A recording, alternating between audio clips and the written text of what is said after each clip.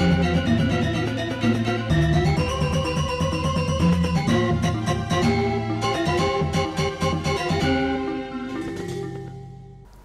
Swastiastu pemirsa Bali TV dimanapun Anda berada, kembali saya Nyoman Winata, redaktur pelaksana harian Bali Pos yang menjumpai Anda dalam Bali Pos Talk. Dan kali ini kita mengangkat topik dari KTT World Water Forum yang digelar di Bali 18 sampai 25 Mei ini.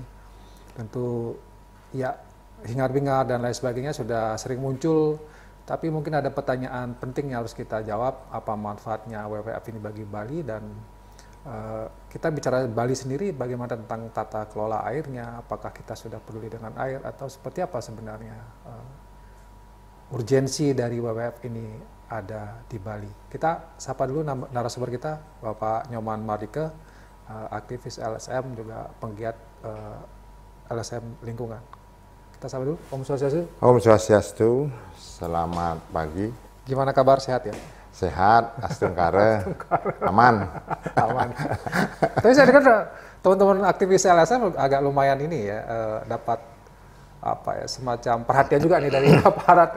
Bisa cerita sedikit tentang itu, tentang berkaitan. Setiap ada event-event besar di Bali, kemarin G20 tahun lalu, beberapa tahun lalu, kemudian ada juga WWF. Gimana sebenarnya pengalaman teman-teman ini? Ya, sebenarnya kami sendiri setiap ada event-event internasional, bukan kali ini aja sebenarnya, dari IPF, Indonesian People Forum tahun 2007 kita.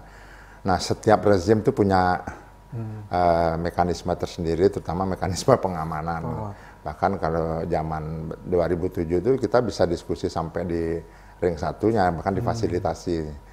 Cuma mulai 2013 mungkin tidak seperti ketat seperti G20, tapi kita masih bisa ada ruang-ruang berekspresi yang misalnya seperti momentum KTT WTO, misalnya Trade Organization itu, saya juga melaksanakan aktivitas-aktivitas semacam ini, mencoba membangun wacana. Tapi ada teman yang juga utusan kita yang diterima di dalam forum, difasilitasi oleh menteri dan diberikan ruang untuk memberikan masukan-masukan terhadap hal-hal yang memang kita kritisi dan sebagainya. Gitu. Waktu itu ada demo juga, boleh katanya? Boleh, ada demo. 2013 kami aksi di lapangan Puputan.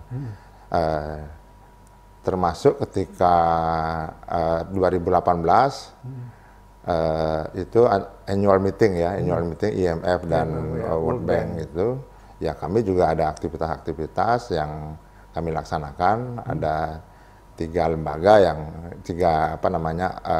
konsorsium lah gitu. Cuma teman-teman dari LBH itu sempat dilarang dan sebagainya. Kami sempat berbuat kegiatan di waktu itu, kami pinjam di TVRI, cuma akhirnya memang di hari terakhir pemilik tempatnya didatangi oleh aparat untuk tidak melanjutkan proses kegiatan yang kami lakukan. Termasuk di agenda G20 tahun November 2022 ya, 2022 ya, itu segala kegiatan dari kelompok masyarakat sipil di luar yang agenda resmi yang di Nusa Dua itu tidak diperkenankan.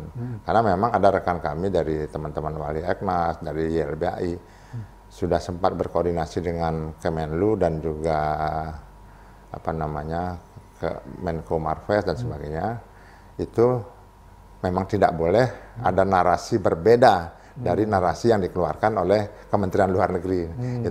Itu bahasa sudah dikeluarkan. Ya. Itu. Padahal kawan-kawan sebenarnya ingin ada narasi berbeda yang disampaikan kepada publik ya, ketika event G20 kemarin juga. Itu. Tapi dilarang gitu ya, bahasa tangguti dilarang. Ya, bahasanya dia dilarang, tapi kami berusaha untuk tetap menyelenggarakan itu dengan segala konsekuensi yang kita hadapi. Walaupun memang tidak leluasa, tapi sempat kami membuat beberapa forum-forum kecil dan sebagainya, tetap ya konsekuensinya dibubarkan. Bahkan dari teman-teman YLBAI sempat dikurung ya, mungkin sudah mendengar itu. Dan saya sempat dikontak-kontak, hampir saya tidak sempat tidur karena coba ingin memfasilitasi, jadi mengevakuasi kawan-kawan yang menyelenggarakan kegiatan-kegiatan itu. Dan ya ada sampai yang pagi-pagi pakai pecalang, tiba-tiba berubah lagi menjadi pakaian aparat dan sebagainya. Itu pola-pola yang selalu terjadi hampir di setiap event-event internasional gitu. Termasuk yang WWF ini juga? Termasuk yang WWF Water ini Forum sendiri, ya World Water Forum, ya saya hampir setiap hari didatangin Intel. Ya nggak masalah, ya karena mereka katanya bersilaturahmi, saya terima saja, dan ya hal-hal yang bisa kita argumentasikan kepada mereka dan kepada publik gitu. Ya, kita mendengar juga kabar bahwa nggak tahu hari ini atau kapan ini juga ada aparat yang melakukan tindakan membubarkan diskusi juga terkait WWF ini. Ini gimana kalau menurut Pak Mardika? Intimidasi apa gimana ya? Ya, saya nyatakan itu bagian dari intimidasi gitu. Ya. Jadi kawan-kawan kami yang menyelenggarakan kegiatan di salah satu tempat, salah satu hotel di Denpasar, itu kemarin sampai dengan hari ini. Sampai dengan hari itu didatangi oleh ya salah satu ormas lah, ya. salah satu ormas ini bukan aparat langsung ya, bukan ormas. Salah satu ormas yang meminta dari kegiatan itu agar dihentikan karena melarang himbauan Gubernur Bali, PJ Gubernur Bali kan gitu alasannya. Dan argumentasi kawan-kawan kebebasan berserikat dan berkumpul itu dan kebebasan untuk berekspresi diatur melalui Undang-Undang Dasar, bahkan konstitusi kita pasal 28 ayat 3 gitu. Nah, ya saya sendiri ya mungkin tidak berdebat dalam konteks konstitusi itu. Cuma kita melayani secara kultural perdebatan mereka yang mereka pokoknya jangan ya, itu udah susah. Artinya mau dengan tegas ada ormas di depannya, tapi di belakangnya sebenarnya aparat yang terang-terangan sebenarnya melarang ada narasi-narasi berbeda yang disampaikan melalui kegiatan-kegiatan, bahkan diskusi pun nggak boleh gitu ya, yang berbeda dengan apa yang dugaan saya kan ormas ini ada yang entah siapa saya tidak berani berprasangka juga gitu. Ada yang meminta untuk tidak diselenggarakannya kegiatan, tapi kami berpikir berbeda dengan konteks seperti itu. Saya kemarin sudah sampaikan kepada teman-teman ormas yang sebagian saya kenal, bahkan ketuanya saya akrab dengan saya, yang kebetulan aja kami beda frekuensi gitu. Dia sebagai bagian dari yang membubarkan, saya bagian dari yang penyelenggaraan kegiatan itu. Nah, cuma saya sampaikan bahwa kegiatan ini adalah dilindungi secara bahkan saya sebagai narasumber saya berhak untuk berbicara. Karena apa? Karena berbicara itu hak dasar kita sebagai warga masyarakat, hak asasi yang melekat pada kita untuk bisa berbicara kepada publik gitu. Hal-hal yang harus kita bicarakan untuk kepentingan bagi kami, untuk kepentingan publik gitu. Permasalahan ada yang suka, ada tidak suka, ada yang mengkritik, itu ayo kita diskusikan gitu. Jangan sampai ada proses pelarangan dan sebagainya gitu. Ada hal-hal yang mungkin dari kami itu tidak mungkin mereka punya narasi yang berbeda. Ayo kita perdebatkan gitu loh. Kita adu argumentasi, gitu loh, bukan adu sentimen gitu. Jadi yang ada sekarang ini kan sentimen terhadap apa yang kami lakukan, gitu loh. Bukan adu argumentasi. Mereka tidak berani beradu argumentasi dengan kami, ya selalu menghindar. Tapi kami dilarang-larang dan sebagainya. Itu yang bagi saya kecewa, gitu loh. Karena ya kami dilindungi secara konstitusi, dan tegas saya bilang yang melindungi kami ya hanya seperti rakyat saja gitu loh. Bahkan negara sendiri tidak melindungi kami gitu loh. Ini menjadi persoalan gitu loh. Ya negara justru melarang sesuatu yang sudah dilindungi dalam konstitusi. Nah, inilah yang mungkin sangat disayangkan berarti ya. Sangat disayangkan. Jadi ya ini yang juga bagian autokritik bagi kami, dan juga mengkritik kepada kebijakan-kebijakan hanya demi kepentingan modal tertentu. Yang entah apakah itu akan nyampe menetes kepada warga masyarakat kita secara nasional, khususnya warga masyarakat kita di Bali, itu kita belum tahu gitu. Intinya yang ingin saya sampaikan pada kesempatan ini, WWF itu agenda 2 tahunan di internasional gitu.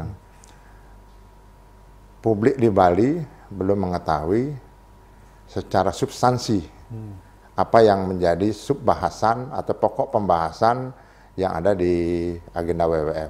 Mereka hanya sebagian tahu bahwa tamunya datang banyak, jadi hotel-hotel penuh dan sebagainya gitu. Dan disuguhin atraksi-atraksi keberkesenian. Tetapi substansi itu apa di sana? Itu yang mungkin bagi kami kami sayangkan. Gitu. Tidak ada semacam proses akuntabilitas di sana yang melibatkan kelompok-kelompok masyarakat sipil, terutama kepada hal yang saling mendasar. Misalnya yang menjadi objek pembahasan kan diantaranya adalah kita berbicara tentang water share for prosperity, artinya kita berbicara tentang sumber air yang demi kemakmuran. Gitu. Ya. Itu kan secara tematik itu kan menarik, gitu. Tapi secara implementasi seperti apa kita belum bisa mengetahuinya. Apakah memang mereka itu sudah berkoordinasi dengan yang punya hak dasar atas air itu sendiri. Gitu. Misalnya kalau di Bali itu ada pekaseh atau petani-petani yang bergelut langsung dengan proses pembagian sumber daya air itu sendiri. Ya, salah satu kemarin saya baca di salah satu media online ada salah satu kelompok masyarakat kita yang mendukung WWF, tetapi berharap agar di Nusa Penida yang kekeringan didistribusikan airnya. Nah ini kan artinya ada ambiguitas di sana, gitu lah. Ada ambiguitas itu artinya ada sebuah harapan bahwa memang mereka harus diajak bicara, gitu, harus diajak tersentuh terhadap sumber-sumber daya air. Nusa Penida dan daerah-daerah lainnya itu kan sumber daya airnya juga yang saya amati terhegemoni oleh kelompok-kelompok yang memiliki modal. Sekarang kan sudah ramai dengan, kita tidak menyalahkan mereka, tetapi sumber daya air itu karena temanya adalah sumber kehidupan, ya, air for sustainability, air untuk sumber daya kehidupan yang berkelanjutan. Nah, tapi sumber-sumber daya mata air kita itu sudah dikuasai oleh kelompok-kelompok private sektor. Gitu. Sebenarnya air itu kan hak asasi kita atas sumber daya air itu sendiri. Tapi kita tidak ada yang boleh menghegemoni sumber daya air itu loh. Tidak boleh gitu. Negara sekalipun tidak boleh menghegemoni. Karena air itu adalah hak asasi yang harus kita miliki gitu loh. Gitu. Jadi negara tidak boleh. Faktanya adalah negara dan kelompok korporat itu mencoba untuk menghegemoni itu gitu. Misalnya ya perusahaan-perusahaan tertentu lah, saya tidak berani menyebut namanya gitu.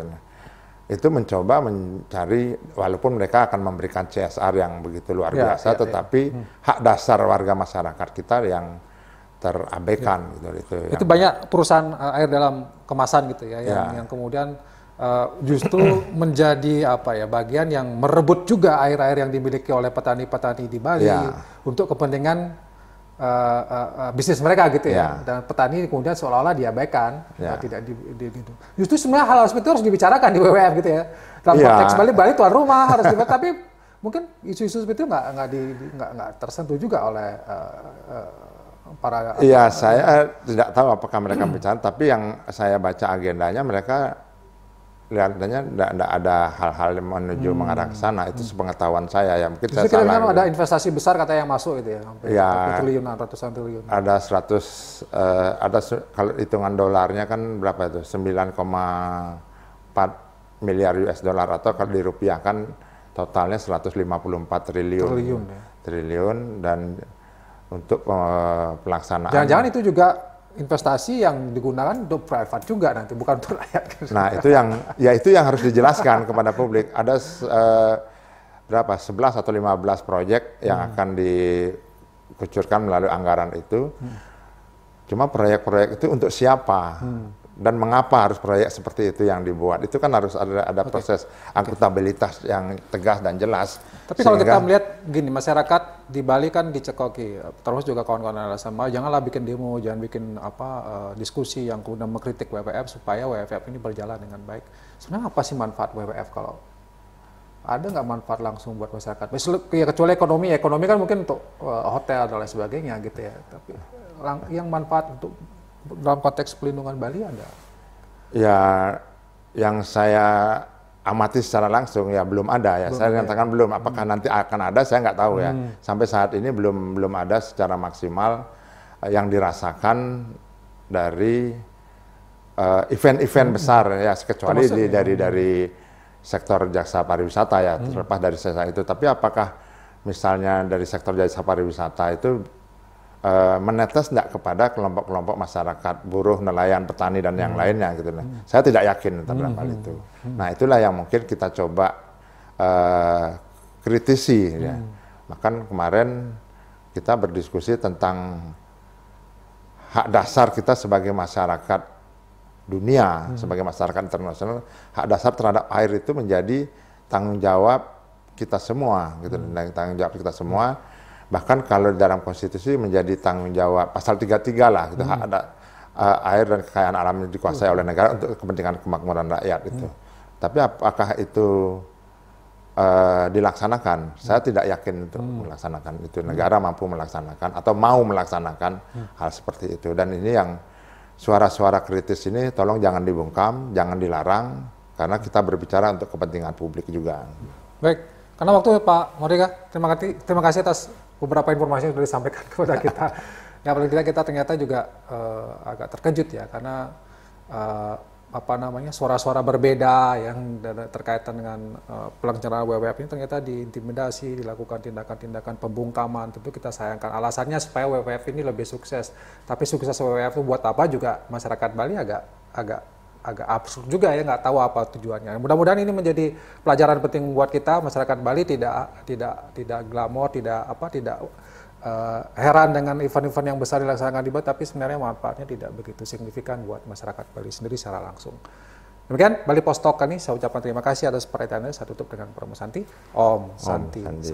Terima kasih, sampai jumpa.